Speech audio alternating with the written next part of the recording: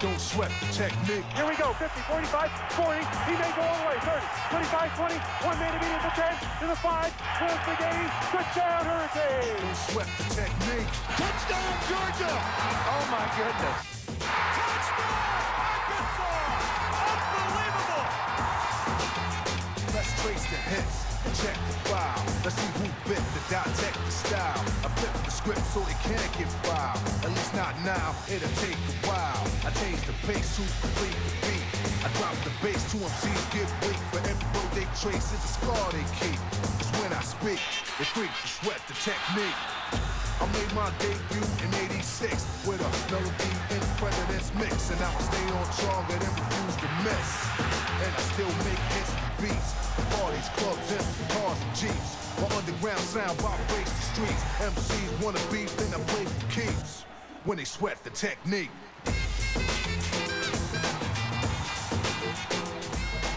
College Game Day is presented by Discover Card, proud sponsor of college football's premier pregame show. The old OB will be rocking very soon. It'll fill up as the Hokies come calling. Miami one step away from a Tostitos Fiesta Bowl National Championship showdown. In the meantime, welcome to a Championship Saturday edition of College Game Day. Chris Fowler, Lee Corso, Kirk Herbstreit.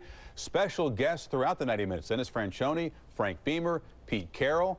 Wow. Two-game homestand to finish the regular season. Keep in mind, strange things happen on Championship Saturday. Kirk, you can count on it every year. Something's going to happen. Something's going to happen. We only have a handful of games today to watch, but I'm telling you right now, you have 3 conference championships that will be determined today, the Pac-10, the Big 12, and the SEC, and we have 12 bowl games that will be determined today. And as we've learned with the BCS, you always expect the unexpected. You never know. You never know what could happen today. Well, Kirk, I'm looking to see if the BCS works this year. You know, if Miami, they win, it works. If Miami loses, we got ourselves another major league controversy. And some people are going to say, let's take the C out of the BCS and same old, same old.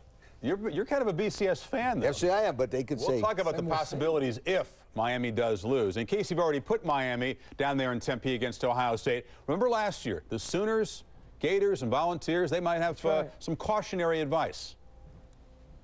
Fields,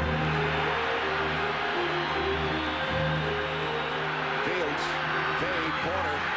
Rashawn Woods, touchdown, Oklahoma State.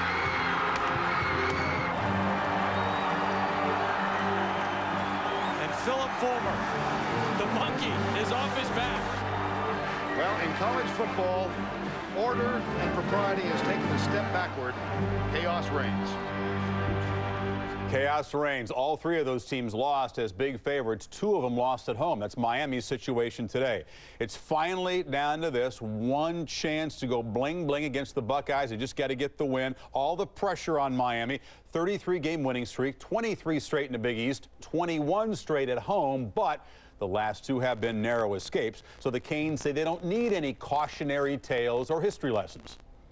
My worry right now is strictly on Virginia Tech and not what other teams have done in the past. I think our biggest focus is just concentrating and understanding that our goal is in sight. We get too relaxed, then bad things tend to happen. But I'm worried a little bit. It's our last game. They're gonna try to stop us, and that's the only way they can stop us from going to the national championship if we lose to them. We have to be very sharp on our game in order to match their scheme and very emotional coming in ready to play to match their emotion coming into the game. Canes still respect Tech. We know that Tech doesn't belong with this crowd, Iowa State and Vanderbilt and Tulane and Temple, but they all have something in common on this list. They've never beaten an opponent ranked in the top 5. Hokies 0-18, 0-5 versus number 1. But they did come within a drop 2-point conversion for perhaps spoiling Miami's run last season. They did just snap that 3-game losing streak, but the Blacksburg bunch doesn't sound scared. Miami's a great football team. I think the best college football team I've ever seen. Maybe the best college football team ever. And but at the same time, I think we'll play well because I think that brings out the best in us. I don't think it's really intimidating to face any team because, if you're scared of a team, man, you don't need to be playing college football. Touchdown, Hurricane! We're capable, of going down to Miami and beat Miami, on our home turf. Everybody's beatable on any given day. They don't like us, we don't like them, and let's go play. Well, Brian Randall is right there if he makes better decisions than he has in some recent games. Tech, nothing to lose, ought to play loose. What about Miami with all the pressure? Well, first of all, Chris, the only two football teams in the last 25 years have repeated as national title holders. That's Alabama and Nebraska. So Miami, if they can beat Virginia Tech, has a spot in football history that they really want to get. And, Kirk, I think Miami will be motivated. I mean, they'll be focused. And if Tech beats them, they're going to have to beat Miami with their A game. Miami's going to bring the A game, guaranteed. Well, Miami's been waiting all year long, saying 1 week at a time as far as talking about a potential repeat for a national championship. They will bring their A game. But I'm going to tell you something. Virginia Tech, Frank Beamer's done a great job of enforcing his attitude and letting his team know you can't be intimidated. 4 things that Frank Beamer has to be able to do today to make this game competitive. Number 1 is they got to be physical against the run, stop Willis McGahee, get Dorsey into obvious passing situations, and they have the athletic ability to put pressure on Dorsey with their defensive line. And then on offense, run the ball between the tackles with Lee Suggs and Kevin Jones. And then they have a quarterback in Brian Randall, who he might not kill Miami throwing, but he's got quick feet, he's mobile, he can get out of trouble, and that's hurt Miami this year. We saw Rod Rutherford hurt him that way. Good stuff. You left out a Beamer ball component, those special teams. I say that for you. That's the most important. Miami's had 3 punts blocked and 1 deflected. They're kind of sorting out that long snapper issue, but Tech almost beat him with a block punt for a touchdown last year. We'll talk much more about this. Dorsey McGahee, ask who the more deserving Heisman candidate is and the better player of PlayStation. That's Matt Walters. He's a NASCAR freak. We'll explain that. And Frank Beamer. We'll talk about the upset possibilities live with Coach Beamer. Now to the Pac-10 season finale in the Rose Bowl that heavily impacts the Rose Bowl and matchups in no less than 12 bowl games. A couple dozen different teams are watching. They all have their own little personal agenda. Basically, though, it's Wazoo versus the world. The Cougars beat the Bruins. They share the Pac-10 title, return to Pasadena in 3 weeks, send Miami somewhere else and knock Notre Dame out of the BCS. More on those subplots a little bit later on. The on-field issue, Jason Gesser's availability. He's wearing kind of a funky, custom-molded brace on his leg. He has been jogging and practicing, protect against that high ankle sprain. If he can't go, junior Matt Kegel is the fallback option. It's a 50-50 chance whether he'll play or not. I said that at the beginning of the week, and I'll say that all the way up into game time just because. He makes plays. He's like Houdini. You think you got him stopped, and he finds a way to get the ball out of there, and not just get the ball out of there, but make a play, complete the pass. They had already had the momentum, and he went in there and he tried to stop a sinking ship, but it had so many holes in it from when he came in, so he really didn't get a good opportunity. Kegel is a great quarterback. I mean, he's not number 2 quarterback. He's 1B. 1B wants to redeem himself for the Washington interception that cost him the Apple Cup. He's a cousin of Ryan Leaf. We got more in a quarterback situation coming up, right?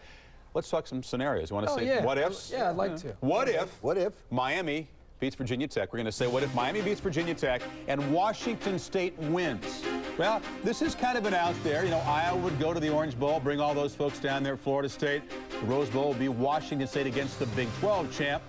We know the Sugar Bowl is going to get the SEC champ, and they would take USC, which has been kind of courting them. I think if Washington State loses, you know, the Orange Bowl can take Notre Dame, and USC will go to the Rose Bowl, and the Sugar Bowl will get perhaps Mark Richt in Georgia against Florida State. I think that Georgia, Florida State, Iowa, USC in the Orange Bowl. I think that makes the best sense. To me, that makes the best sense if Washington State wins that game. But a lot of stuff out there. Well, a lot of graphics, a lot of information, a lot of different scenarios that people are trying to come up with. All I can tell you is up until last year's Rose Bowl with the national championship between Nebraska and Miami, you have to go back to 1946 with the Rose Bowl and the tie-in between the Pac-10 champion and the Big Ten champion. And as a committee, the Rose Bowl committee takes their relationship with those two conferences very seriously. It hurt them last year, even though it was the championship game, not to have the tie-in. So I have to see it to believe it. After the year that Iowa had and the year that USC or Washington State had,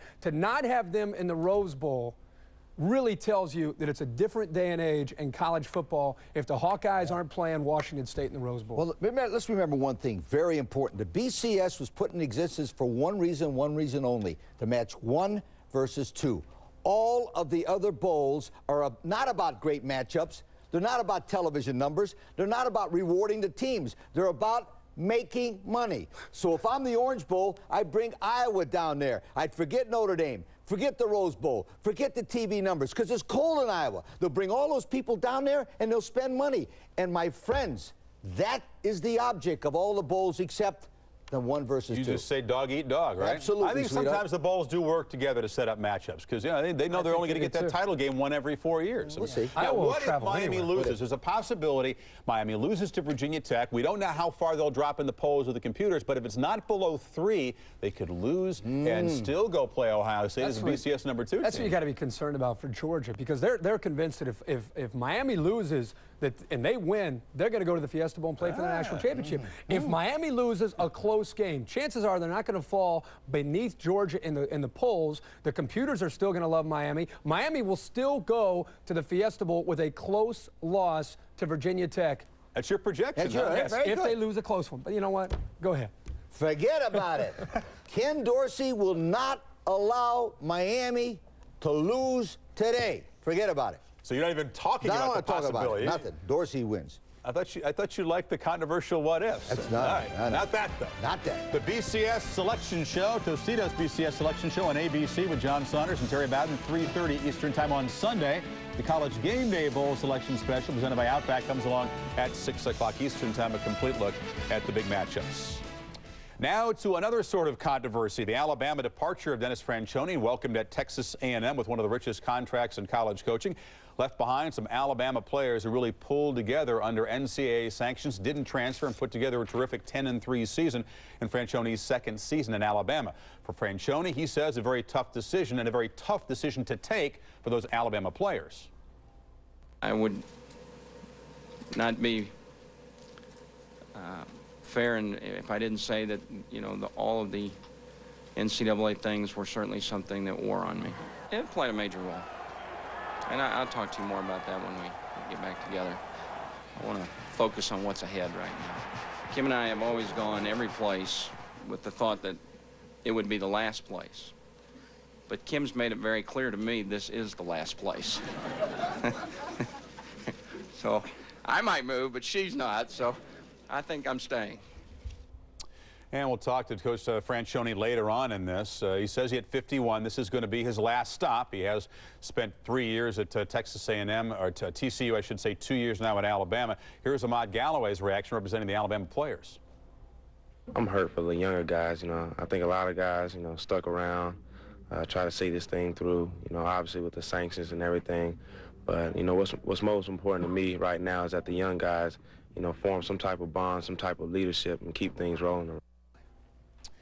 That's going to be tough. The seniors, of course, move on. The guys who hung around there and the recruits who just signed with Alabama, it's going to be tough on them. Well, from a former coach's point of view whose career went up and down, I think Dennis needed to do one thing, and that was to do the thing that was best for his family, not the University of Alabama, not the Alabama football players. And I'm going to tell you why I say that, and I learned this in my life. No matter, someday in your life you're going to have a disaster happen, either professionally or personally. And I tell you what I learned, 95% of your true friends live under the same roof that you do. Take care of your family first, forget everything else. I agree, take care of your family. That's what I say. You said it was a business decision, right? Absolutely. It's about it's about his family. Family. And see, I think there also has to be, we heard Ahmad Galloway, you have to consider the Alabama players here. Here's a coach that's done an outstanding job at Alabama. He's going to do a great job at Texas A&M. He has morals. He has everything you're looking for. And I know he's kind of split in two here because half of him feels for the Alabama players. The Alabama players bought in to what he had to offer. With all the sanctions and the probation, they blocked that out, came together as a team. And this coach now has a better opportunity, and now he's going to leave. Those Alabama players are sitting there thinking, wait a second, we bought into the team concept, and we were told to focus as a group, and now, boom, the coach is gone. That's tough to deal with. Yeah, players are always the losers here. They're the losers under the sanctions when a coach leaves, but keep in mind, loyalty, R.C. Slocum, the winningest coach in A&M history, boop, he's bounced out of there. Terry Bowden, under probation at Auburn, perfect season, boom, he's run out a couple years later. Right, it's a different Mike DeBose wins the SEC, he's run out a couple years later. Loyalty's a tough thing because there's not getting a lot of loyalty from the 80s or presidency. Yeah, but Lee Corso wins his JS game twice in a row. Gone. Gone. Yeah, but that's my favorite. Yeah, I understand the loyalty from the administration, Chris, but don't forget that the players, we talk about players, stay in school, do the right thing, don't worry about the NFL, focus on the team. By the way, I got a better job. I'm going to go over here now. I said the players always lose, and that's not fair for them. Right, don't forget about the players. I'm with you. We'll talk to Coach Franchione about his reasons, his motivations coming up. We'll also cover the on-the-field storylines of this championship Saturday in Houston, a fourth straight rematch for the Big 12's BCS bid against Oklahoma. The mighty Sooner defense, the Buffs' backfield banged up. Third and fourth teamers will carry the load today against Oklahoma for Colorado.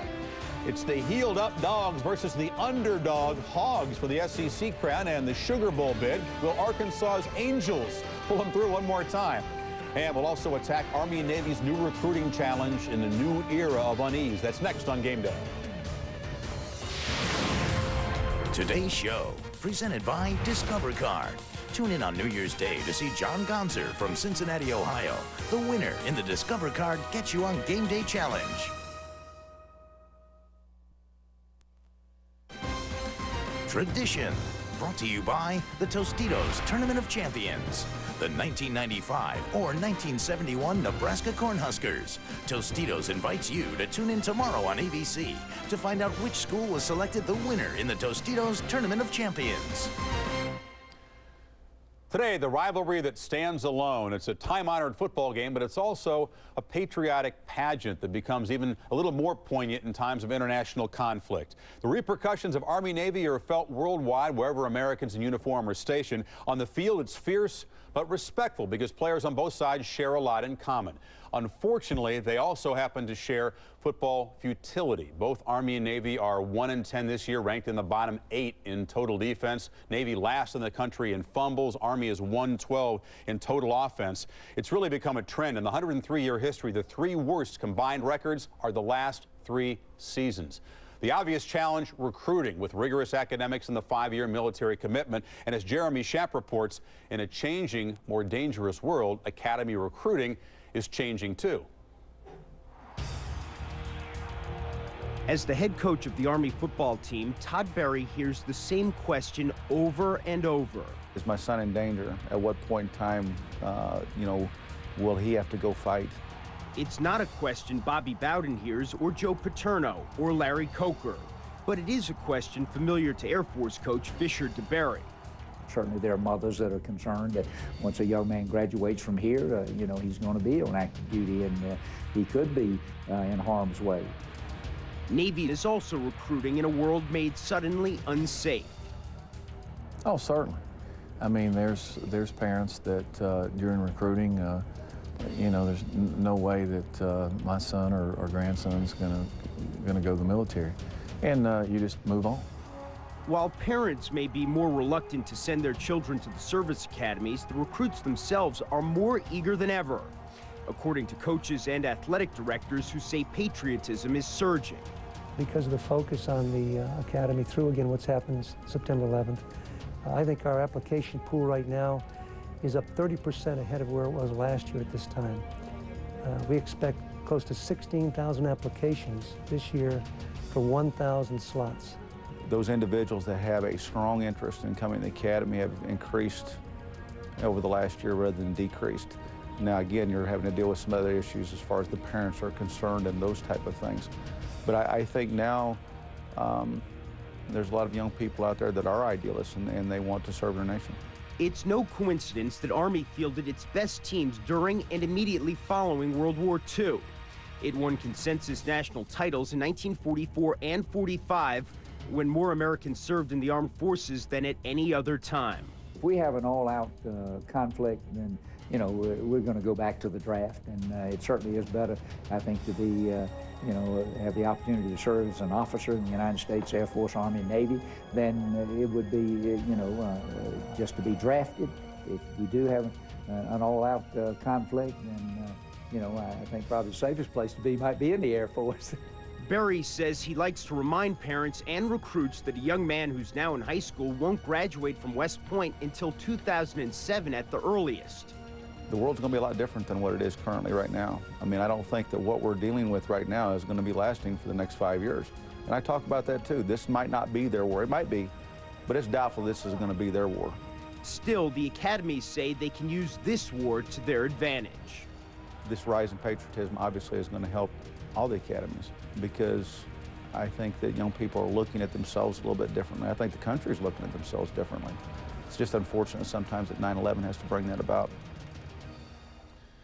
Coach Barry, obviously optimistic. Air Force really is the model for this. They've gone 12-0 against Army and Navy in recent years. 16 out of 20 Commander-in-Chief's trophies. Players, it's easier to get them there. Annapolis and West Point, frankly, Lee, is a tougher sell right now. You know, Chris, I was a football coach, assistant football coach at the United States Naval Academy for 3 years, and I recruited the entire country looking for good football players. And it was very difficult to find a lot of good prospects who were willing to serve their country first and major college football second. And after they made that commitment, they had to physically, mentally, and emotionally get the appointment to go to the Naval Academy. But let me know what, Kirk, that was the best 3 years I ever spent. I loved coaching and recruiting the guys that went to the United States Naval Academy. Guys like Tom O'Brien, the head coach at Boston College. He went there, made a life for himself. I love those guys. You get more fired up for the Army-Navy game than any game we talk about all year. And you do talk about Annapolis more than any other stop that you had, Coach. I think that what's interesting in this whole story is the recruiting and how prior to 9/11, it was the parents trying to talk their young men into, hey, you know, joining, going to Army or going to Navy, going to Air Force would be a good thing. And since 9/11, it's the players, the kids who want to make a difference, showing their patriotism, and it's the parents saying, whoa, well, maybe that's not a good idea. Maybe we should go to Duke or go over here, go to another school. But all of a sudden, that role has changed, and the kids want to make a difference. Yep. You know, Paul Johnson today for Navy Elite trying to win his Army-Navy debut. And that's something that hasn't been done since 1982 for either side. Wow. It's tough to win your first game. Gary Tranquil. They've had 6 head coaches Navy since '82. It's tough. Let me tell you why. It's tough to win. No.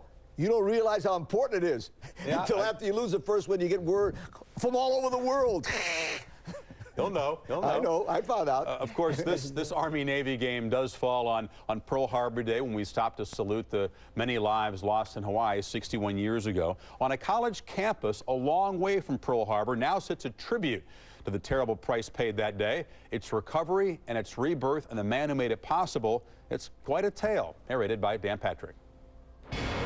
15 minutes after Japanese warplanes first appeared in the blue Hawaiian skies over Pearl Harbor, a 1-ton armor-piercing bomb punctured the deck of the USS Arizona, igniting her forward ammunition magazine. A violent explosion rocked the battleship. In less than 9 minutes, she plunged beneath the oil-slicked waves, with nearly 1,200 men trapped inside her steel hull. December 7th, 1941, a date which will live in infamy.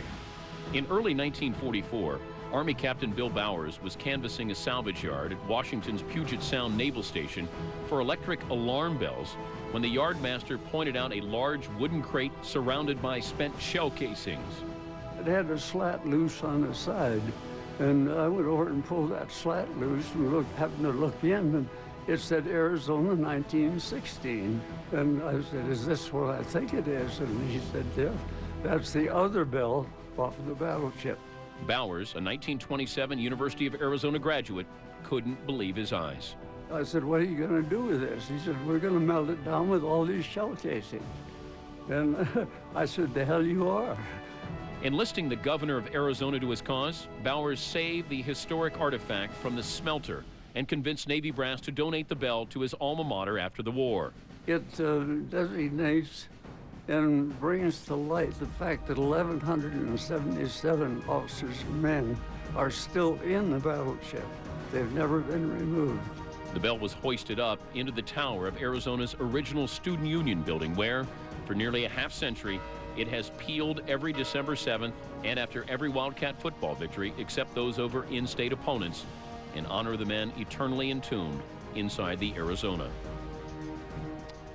Bowers returned to the Arizona campus on September 11th to ring the bell in a special campus memorial ceremony. He says each time that he sees the bell, he's reminded of the story, the tradition that he started, but also more importantly, he's reminded for whom that bell tolls. When we come back on College Game Day, the players, the moments, the ups and the downs of a wild college football season. And also Miami's Matt Walter providing uncommon intelligence and quiet leadership in Miami's march toward Tempe. We're coming back.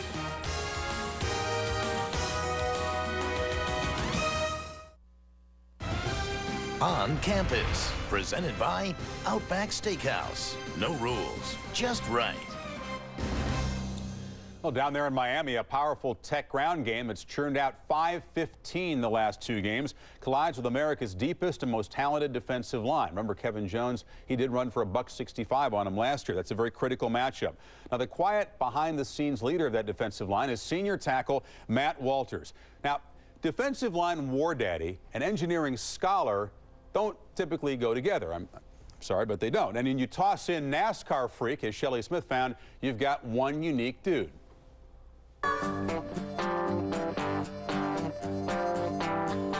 Miami defensive lineman Matt Walters was raised a few hundred car lengths from Daytona Beach and the Daytona 500. He idolized Darrell Waltrip and developed a fascination for how things work. In high school, we had a class where we built this plane, this experimental plane, and, I really liked that. And I asked my teacher, I was like, what kind of major would I go into to get to kind of do this stuff? And he's like, mechanical engineering. So I come here to the University of Miami. The first thing I see, I go downstairs and I see an internal combustion engines lab where they test engines and stuff like that. And I just fell in love with it from that day on. Walters has already earned a bachelor's degree in mechanical engineering, and after this semester will be 2 classes shy of earning his master's. He hopes to have a career in the NFL, but eventually wants to use his degrees to design race car engines. As a little kid, I dreamed that I'd maybe be able to drive, but now that I've grown and I've developed, there's probably no way that there's room for a 280-pound guy to fit in a car. I've taken another approach, maybe designing them. Walters and his buddies are such NASCAR fans, they've begun a ritual on the day of any NASCAR race. As soon as the clock hits 12 a.m. on Sunday, it's race day. On race day, a lot of times we only can take left-hand turns, just, in the spirit of the sport. And if you take a right-hand turn, you got to take a 2-minute timeout. We're stupid, so we do like pit stops. It's just fun stuff like that. We only go in through the windows. We don't use our doors because in NASCAR they don't have doors. So the question begs, how do you squeeze a 280-pound defensive lineman through the window of a car? That's a scene. There's some funny stories about getting halfway stuck in some of the smaller cars, but you'd be surprised how big a window is. He fits through my Suburban a lot better, so because the windows are kind of bigger. I'm actually more into how the chassis works, which is how the car sits on the frame and where the weight's distributed and how stiff the springs are and how the shocks work, more than I am about the engine. Maybe I could use some of the money that I make playing football to, help myself get in. When we tell you he's a scholar, then we show him goofing around with NASCAR. When that Hurricane says that he loves Jimmy Johnson, he means the driver. He's not talking about the old Miami coach, huh? One thing we forgot to mention in that piece is when all the other defensive linemen on the Miami defensive front get most of the recognition, this is a guy who internally between the players and the coaches, he's the MVP. This guy is a playmaker. He makes plays happen, doesn't get all the notoriety, but internally, he's the guy that they lean on. He's been the anchor for Miami's defensive line the last 2 years. He's going to graduate with a master's in mechanical engineering with a 3.45 this spring, and he's a terrific athlete, 280 pounds, and he can move. That guy, he's a great player. Nicked up, he's got a groin. A bunch of those guys in Miami's D-line, Joseph's got a knee. They're going to play Cornelius Green out, but you dig deep in this kind of a game. Oh, yeah. Have to. This is Next year? Next year, issues. Issues on the D-line. Big issues on Miami's D-line next year. A tease for the 2003 preseason edition of Game Day. How about Jason Gesser? Will he go for Wazoo? What's the plan? We'll talk to Pete Carroll of USC. And, of course, Ken Dorsey and McGahee, they said awards don't matter, just winning. Our coaching staff knows we're not in it for awards. We're in it for winning games and, winning games in the future. On Campus, presented by Outback Steakhouse. No rules, just right.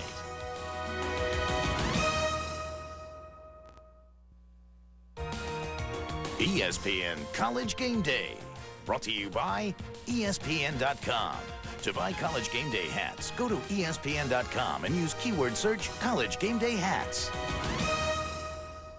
This is some good-looking lids. Very good. I got to get some of those. The MAC Championship, Leftwich and the Thundering Herd in their home field against Toledo. That's 2:30 today on ESPN2. 30s, a little breezy for that game. Those teams are already locked into their bowl bids. We know that Cincinnati locked up that bid with North Texas New Orleans Bowl by beating East Carolina last night. And some other games. Hey, look down at the bottom. I was going to say, you look at the bottom, Florida, Michigan. That looks like a big-time heavyweight BCS bowl game. Follows Game Day on January 1st. Other games, these are the partial bids. At least we know these teams are headed there. Pittsburgh to the Insight.com. There's some good teams headed to bowl games that are, not traditionally for that slot in their conference. Wisconsin to the Alamo. Penn State going to this year's Capital One. Penn State, a play or two away from being right in the mix as an undefeated team. The officials.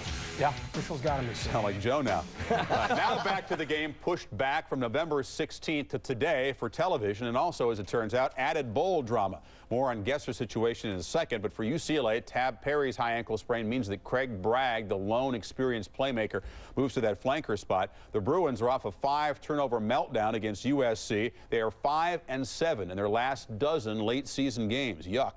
Washington State gets back the 2 starting defenders that were involved in that locker room punch-up. Jason David and Ira Davis come back. Jermaine Green, he's hoping, Kirk, that his hamstring will hold up in this game. Well, and talking to Mike Price, you think about Jason Gesser and the injury. Everybody's talking about it this week. Listen, if you know anything about Jason Gesser, you realize that he will be in this football game. This is a guy that has played with cracked ribs. He's extremely tough. You're going to have to basically pull him off the field to keep him out of this game. But Mike Price says that if he can't go, he has all the confidence in the world in Matt Kegel, that Kegel can get it done. Now, I know most people saw Matt Kegel in the Apple Cup and thought, if he has to play, they're in big trouble, because he struggled, and he struggled in a big way. As the momentum was going in the other direction, he couldn't right the ship and change things around. Now, don't forget, Matt Kegel's the same quarterback who had a good game against USC in the Coliseum and beat him back in 2000. So he is capable of getting it done. I think Jason Gesser is going to perform. I think he's going to win this game for Washington State, send him to the Rose Bowl. And I think Jermaine, don't call me Brown, but Jermaine Green will come back and affect this game. I like Washington State to win. That's a good point, and that's a little touch from inside, but that's okay. Today's Washington State team defensively will use a 5-man defensive line for the first time this year. Why? They think they got to stuff UCLA's run, and then they got to put the pressure on Drew Olson, the freshman quarterback, with exotic blitzes led by number 9, Isaac Brown. Now, Isaac is quick, he's mean, he's aggressive, and boy, he's all over the place. Now, I agree. I think Jason Gesser plays, but he plays only in the shotgun, which is an inside tip for you, and Washington State's pressure defense win this one closer than the experts think. Well, this game has the bizarro sideshow, because you got USC fans showing up at the Coliseum to root for UCLA. They might prefer, I think, some of the UCLA fans to lose the game rather than have USC go to the Rose Bowl. And some of those UCLA fans who would like to see a coaching change might secretly be hoping that UCLA loses, so Toledo gets it. There's some serious Hollywood subplots in this one. And a guy involved in this is USC head coach Pete Carroll. Your team has all kind of scenarios, coach. Miami's ahead of you, but you might not want Miami to lose, because that could set off a chain that could knock you out. And ultimately, you got to root for UCLA. Does that feel bizarre? No, we're not. It's not bizarre, because we're rooting against Washington State today instead.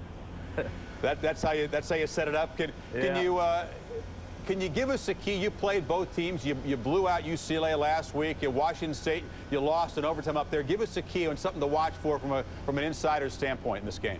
Well, for certain, Jason Gesser is such a great football player in their system that if he's hobbled and if he's not quite as effective, that could be the difference. The offense is tailored for he can sit back there in the shotgun and run and throw it from there. So he's got a chance to play today, even if he's limping around. But if UCLA can make him move and make him have to work, it could make it difficult on Washington State. Coach, you lost 2 games early. Now you won 7 in a row. What was the key to this turnaround for your football team? Well, I think we just kind of grew together. Also, Justin Fargas coming in at the Oregon game and really giving us an attitude about the way we ran the football. I think sparked our offense. We really got pretty volatile at the time. Our running game was there, and Carson was just on fire. So it all worked together very well for us.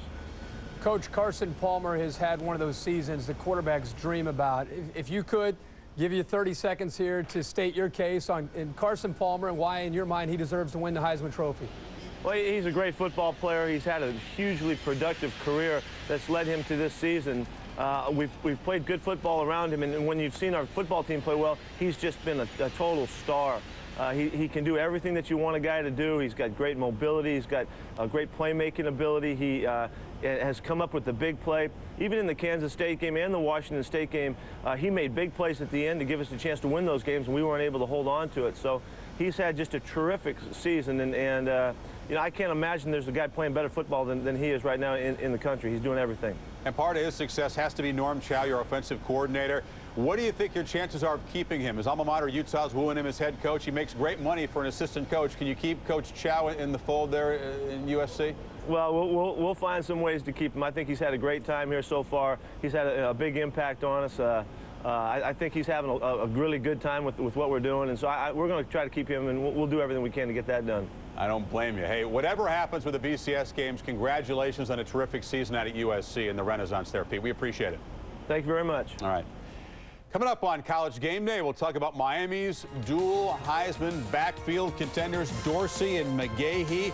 And we'll visit with Virginia Tech coach Frank Beamer. His Hokies, not much pressure there. And Coach Francione, we'll talk about his new situation at Texas A&M and the departure of Alabama. Beamer and Francione coming up on Game Day.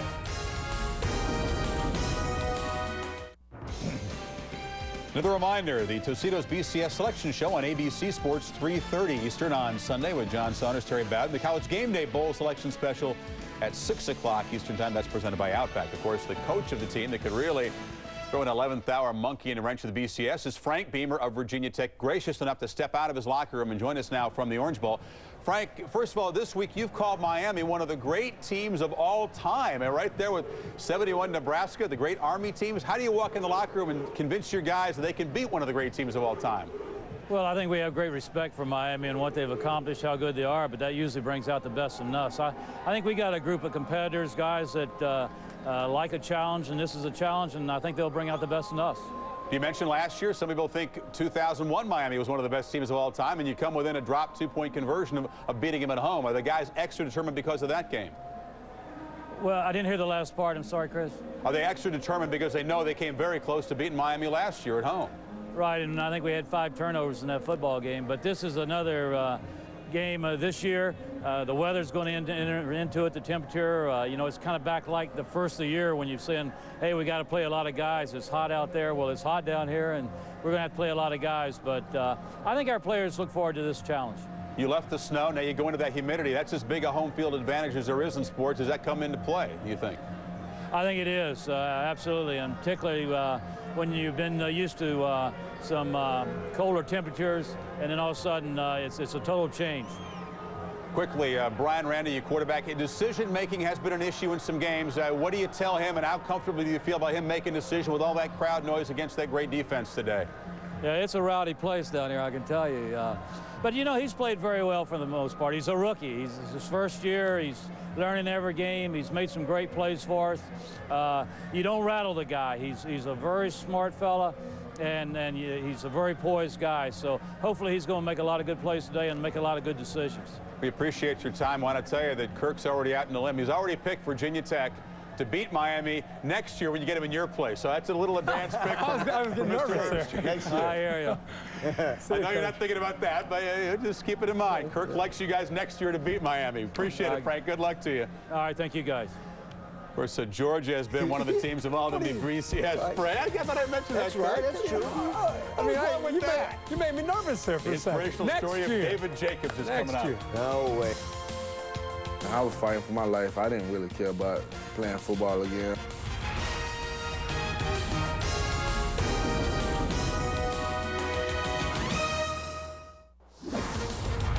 College Game Day is presented by Discover Card, proud sponsor of college football's premier pregame show. Tonight, the first SEC championship game not featuring Florida or Tennessee. The Georgia Bulldogs are going to have the house rocking, trying to drown out the "Whoa, Pig Suey" chants. It's really going to be loud if Miami would get upset by Virginia Tech. For Arkansas, a win equals sugar, a loss equals Music City. Enough said. Tony Barnhart, fortunate enough to be at a game today. The Hogs arrived, Tony, with the win streak, and I guess a little bit of feeling of destiny down there at the Dome. I don't think there's any question about it, you know, Chris. In fact, after a loss to Kentucky back on October 19th, Arkansas was 3-3 overall, 1-3 in the SEC, and their season was all but written off. But now they've won 6 straight, and tonight they can win their first ever SEC championship. So, are the Hogs a team of destiny? They say yes. In fact, they feel they have a guardian angel. Fellas, in this year, you're very, very fortunate because there's been an angel that come down to give you a second chance. What are we going to do with it? Down 17-7 with less than 7 minutes to go against LSU, it looked like Arkansas's SEC dream had come to an end. But the Razorbacks still had a few miracles left. Jones looking, steps, throws to the end zone. Touchdown, Arkansas! Unbelievable! I feel like it was kind of laid out this way. You know, we could have had it easy and just, you know, ran the table, and then come down to this game, we probably wouldn't have appreciated it more, you know. But through all the adversity this year, it goes to show the character of this team. We never give up, you know, even when it's 40-some seconds left in the game. Now, guys, I need to update a couple of injuries. Arkansas free safety Ken Hamlin, he's had a deep thigh bruise. He has not practiced all week. Coach Houston Nutt told me it was a game-time decision on him, and he says, man, we need him. Now, the news is good for Georgia. Wide receiver Damian Gary's been out several weeks with some leg injuries. He will play tonight. He'll play wide receiver, but he won't return punts. And, Coach, if Damian Gary is back, that just gives that Georgia offense one more big weapon.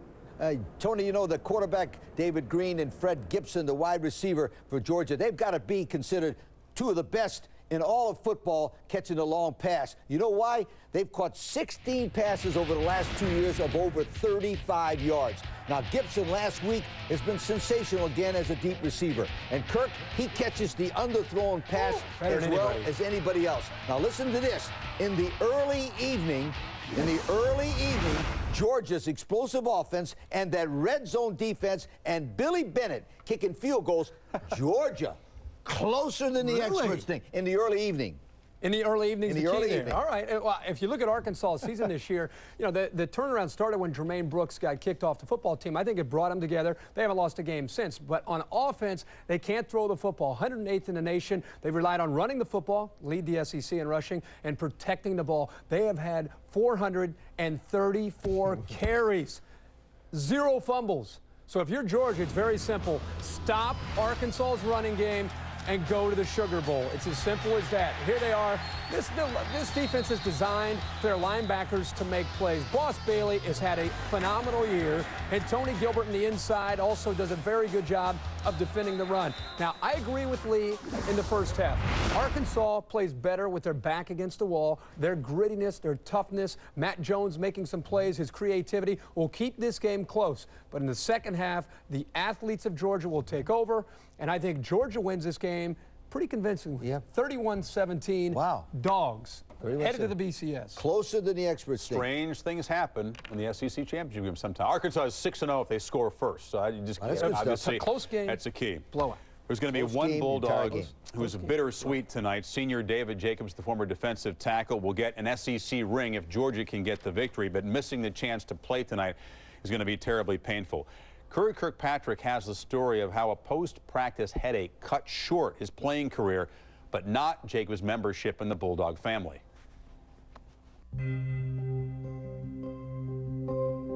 It was a shock. It was very much a surprise because, you know, somebody that's kicking butt out on the football field would go down. It was awful. It was awful. It was life or death, you know. He was on the edge, and anytime you talk about one of your teammates who, you know, you came in here with, it's almost devastating. Not just devastating. When David Jacobs, Georgia's hard-nosed nose tackle, collapsed at practice last year from a massive stroke, it transformed an entire team's mindset.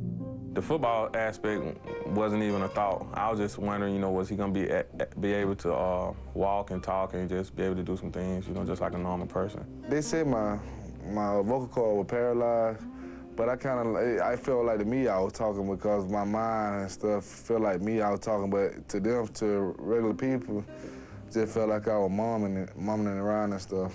When did you find out that you weren't going to be able to play football? I didn't really care about playing football again. I just wanted to fight for my life. I liked to be out there on the field, but you know, it was like another game. I had to fight for my life, get ready for life. And Jacobs' fight to get well began immediately. I just put it in my mind, you know, I can't sit here and feel sorry for myself. I got to work hard. He progressed so quickly, you know. Speech and control of his hands came back, and you know, just to see him progress and know that he was going to get better, you know, that inspired us all. This season, DJ's indomitable presence at practices and position meetings has contributed to the Dogs' finest season in 20 years. And that's why I write 99 on my wrist every game, is because he means so much to me, and the way he played the game is how you're supposed to play it. We've all had 99 somewhere. That means a lot to me. That means they let me know how much I inspired them. They just know, know the type of person that I'm down, man. I'm a fighter, not no quitter. On senior day against Georgia Tech, Rick had Jacobs introduced last and named number 99 an honorary captain. When I announced that to the team the night before the game, the other three guys came up and said, we'd like David to be there by himself, and so he did that, and it was just a very emotional time. I tried to hold back some tears, saying I'm run out. I'm all nervous and stuff about going out there, back in my uniform and stuff. I'm trying to see, is I'm on trip this time, is I'm on trip this time, If David Jacobs was going to be all by himself out there at midfield as the only Georgia captain against 4 Georgia Tech co-captains, he was going to make the most of it. After all, a guy's personality isn't changed by some massive stroke, especially when the occasion calls for some massive trash talk. I'm shaking their hand. I was like, well, it's gonna be a long day for y'all. They got a lot of motion over there. It's gonna be a long day. I'm over there, can't even hold my right arm while I'm talking stuff. He was laughing and joking with the Tech players, telling them about, stomping on the G and stuff. So it was great to see him out there representing us. Coming back from where I came from, it just give me more confidence about life and stuff, And I'm just happy that I'm here, and blessed, and a lot of people still by my side. How about that? He's out there talking trash with the Georgia Tech captains. I don't know how much emotion played a part, but we know what Georgia did to Georgia Tech. And, of course, Jacobs will be on the sidelines in the Georgia Dome there tonight, rooting on hard his current Georgia Bulldog family. Now, the team that would have been in that title game, if not for NCAA sanctions, of course, is Alabama. They have a great season. We'll talk to the now former coach at Alabama, Dennis Franchione, the tough issues about his departure there and his new job at A&M, and also Oklahoma and Colorado. It's a split decision, or at least a split opinion here on who's going to win the Big 12 championship game. That's coming up. Back in Arkansas, you used to tell me about how it was when you was a boy. Yeah, that story about how you lost your job picking cotton when you was 9, because your hands got all blistered. You said you knew your daddy was gonna whoop you black and blue. You're scared to death of him. Remember? You got a point? No. Shep, you ever sat down and wondered why you gotta be the meanest son in the valley?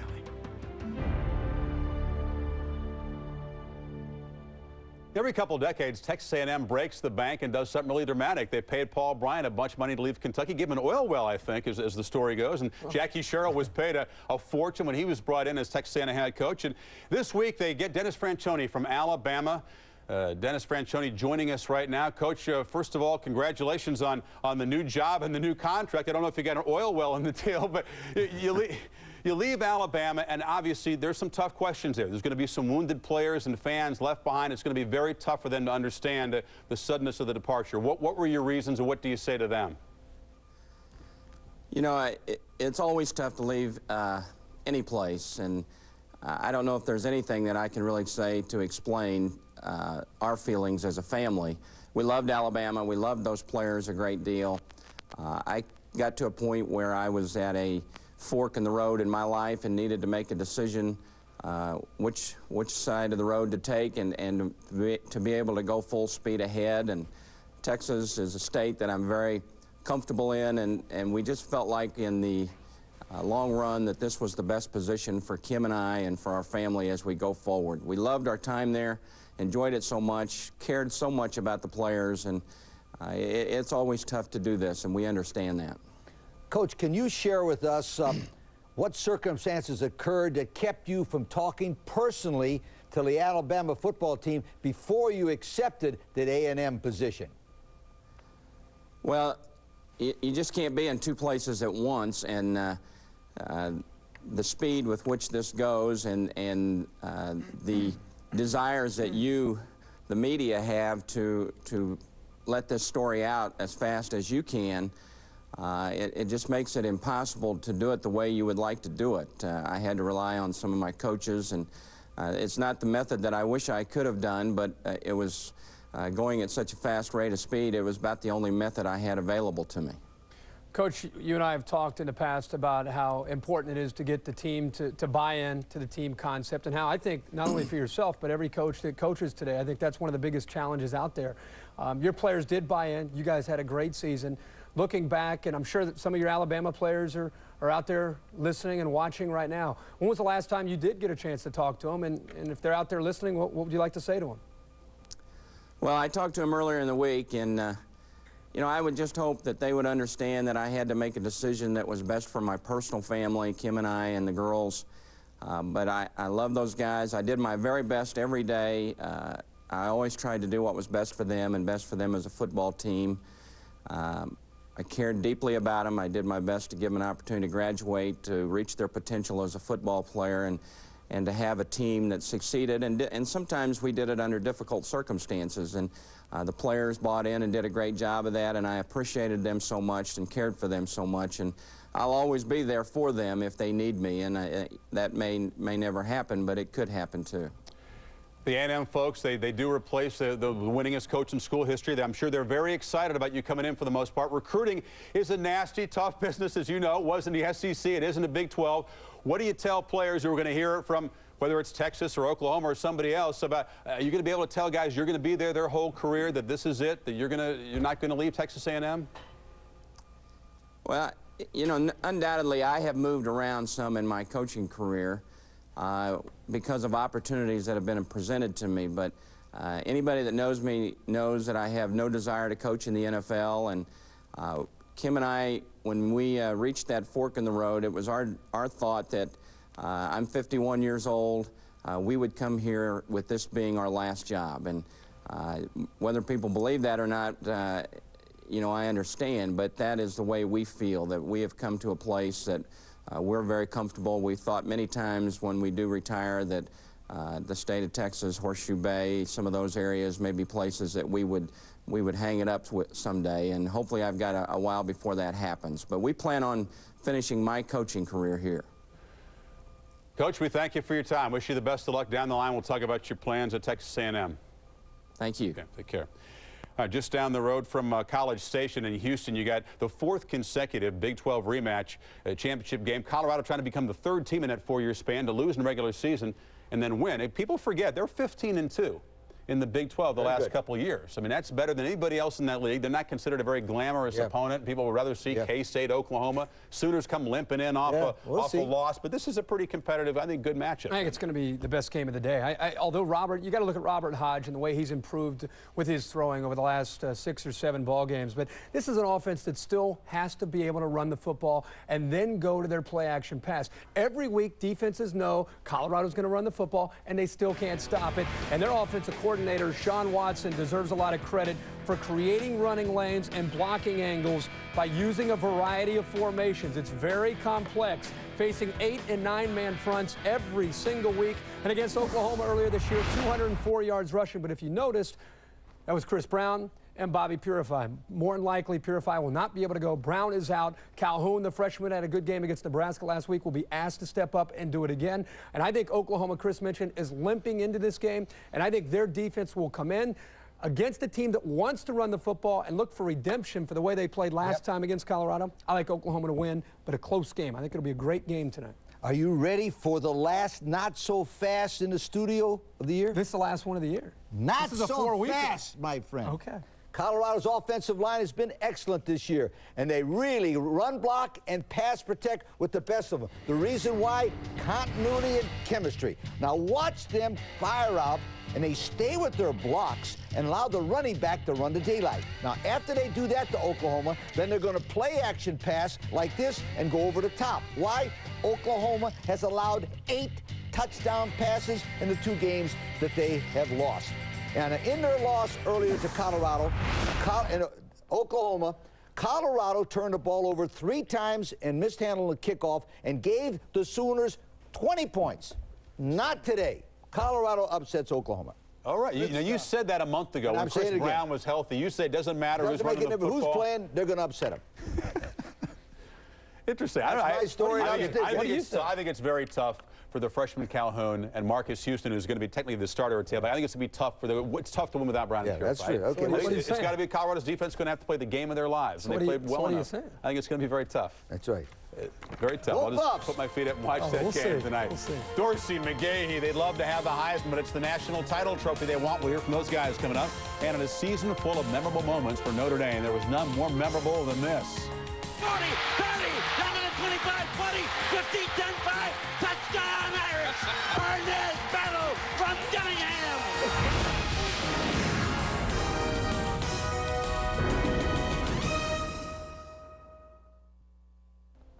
About every decade or so, there's an offense in college football good enough to feature both a quarterback and a running back in the Heisman race. In the 80s, it was Turner Gill and Mike Rozier at Nebraska. 90s, Kerry Collins, Johnny Carter at Penn State.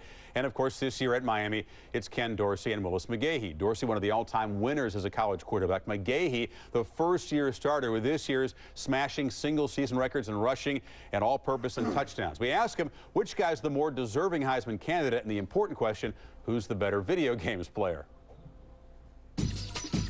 Willis McGahee and Dorsey, touchdown Miami! McGahee, oh, what a run! Oh, what a beautiful throw from Ken Dorsey!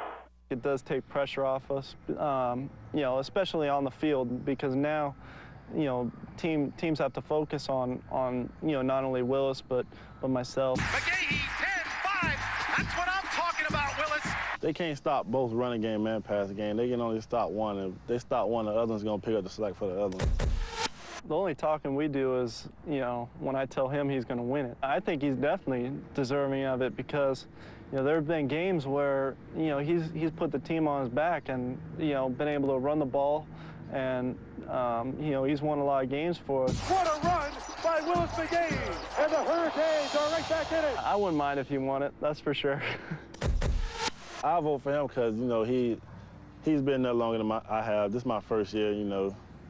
I don't think a first-year person deserves it. He's a great player. He's smart. He's an excellent quarterback. A good person to look up to, and, you know, I take my hat off to him because he's been here. He's been doing this thing. He lost one game since he's been here. The only talk in the locker room is, you know, it's not about the Heisman. It's about, you know, me beating him in video games all the time, and that's about it. So, you know, that's all the team knows is my success at the video games. Right now, he's up one game, but fortunately, he's been scared to play me lately, so, you know, that's the type of person I am. You know, people scared of me. So, you know, I ain't gonna take no slack off of him. If he's scared, he's scared. That's it. And when, you know, Willis conveniently forgets his PlayStation and conveniently forgets to bring it to the hotel, you know, we know who's scared. There's a challenge of a best-of-3 series up in New York, so yeah. I plan, you know, a nice 2-game sweep and be done with it. Tony Barnhart, I'm not going to ask you about your video game skills because I suspect they're about as good as mine, but give me your Heisman ballot, 1, 2, 3. Well, Chris, I've been saying for about several weeks now, I think Brad Banks is the most dynamic player in college football right now. So I've got him number 1. Penn State's Larry Johnson, I think 2,000 yards in the Big Ten is an incredible accomplishment.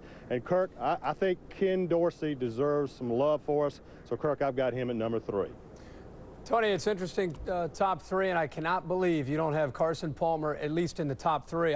Here's the guys. We're all searching the entire nation the last 5 or 6 weeks of who is the Heisman Trophy winner. All Carson Palmer has done in the last 6 games, 334 yards per game, 23 touchdowns, 4 interceptions, 4-0 against ranked teams, and played his best game of the year against Notre Dame last week. He put an exclamation point on his season. Carson Palmer, I think, deserves the Heisman Trophy. Great shot, boy. He's a great shot. Now, I take Ken Dorsey. The reason why, he makes everybody around him better. In the big clutch games, he plays his best, and he's the quarterback of the number 1 team in the nation that's undefeated.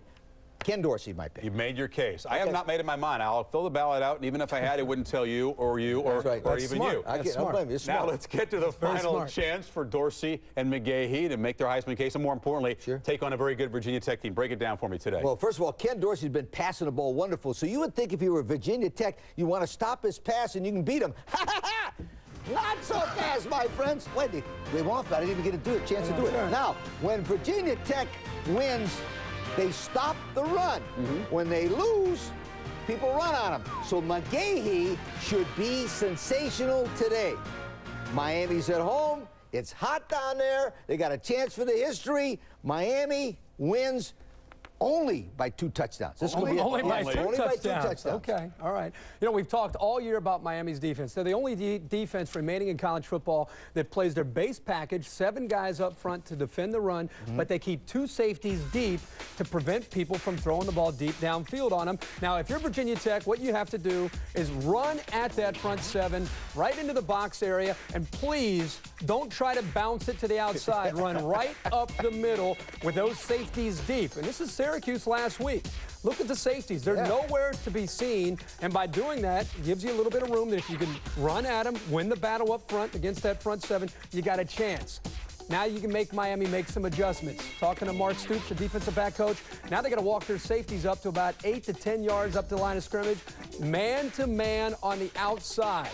Now, when you get man-to-man on the outside, it comes down to, can your receivers beat their cornerbacks, and can your quarterback have time to throw? This is Rod Rutherford, who again had time to throw here, makes the big throw on 3rd down for the first down. And the other factor to keep in mind in this game, because I don't know if Brian Randall's going to have a whole lot of success throwing the football, he might underneath, but not deep, is he's got to be mobile, create positive plays when it looks like a sack. Rutherford has done it. Other mobile quarterbacks have done it. It's your only chance when you face the speed of that Miami defensive line. Miami wins, but closer than Lee thinks. I think it's going to be a close game. 2 touchdowns, pretty close. That is, in Miami terms, Good that stuff is close. there. I don't think they have Larry Fitzgerald, though, as a receiver, Virginia Tech, like we saw in that video. That guy's good. That's one. Proof that I'm wearing pants is coming up. If you wondered about that. We've got a little roundtable discussion, some of the moments of the year here, including the LSU miracle down in Lexington. We're all wearing pants. We're all wearing FYI. Jeans. Touchdown! Jack Hunt caught it and scored! Last play of the game, and I don't believe it! I do not believe it!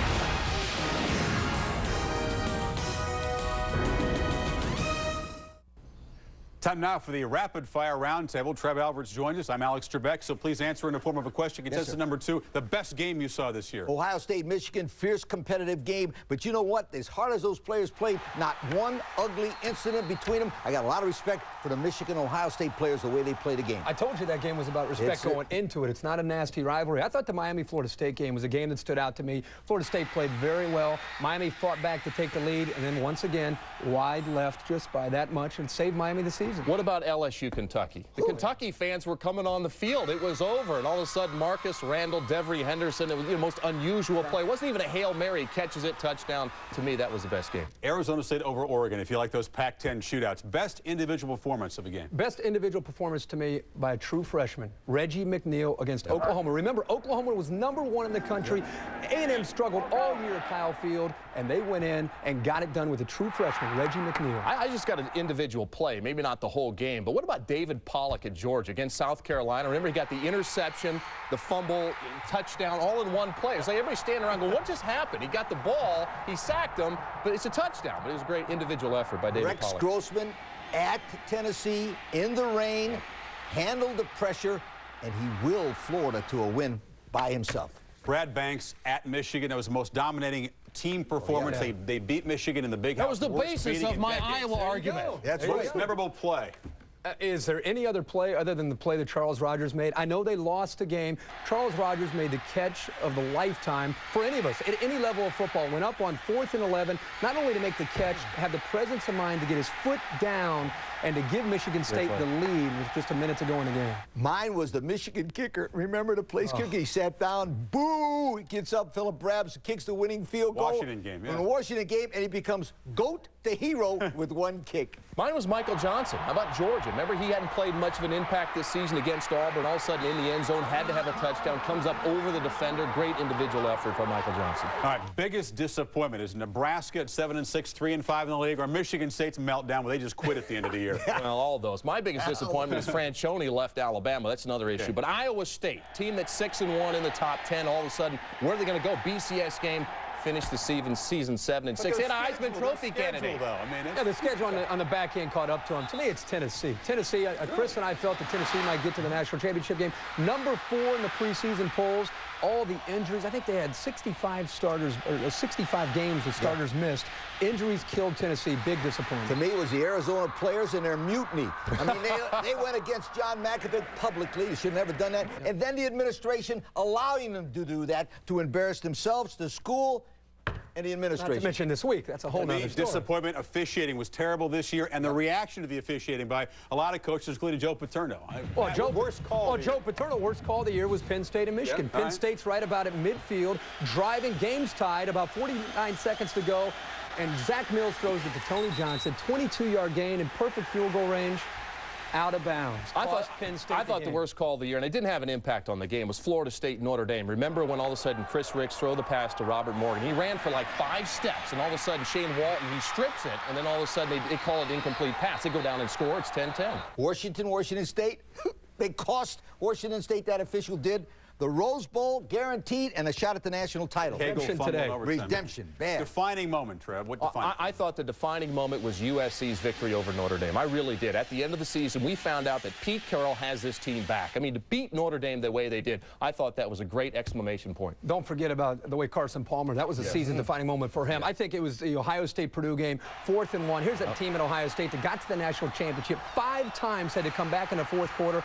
4th and 1 against Purdue, up and over by Craig Krenzel to win the game. The feeling I had was when we walked into Franklin Field for college game day. And let me tell you something, all those great players, that tradition, that history, and I got to put on Ben Franklin. That, to me, was the best I've ever done. I love that moment. Oh, yeah, Ohio State, Michigan. I think the history, the nemesis, Michigan right there, the tension, the holding your breath every play, and then finally the release when they won it in the final second. Had to be there. That, and USC missing an extra point at Wazoo in regulation. We wouldn't be in this BCS mess. We wouldn't be in the mess if they kicked that extra point. We'll be back. We killed them.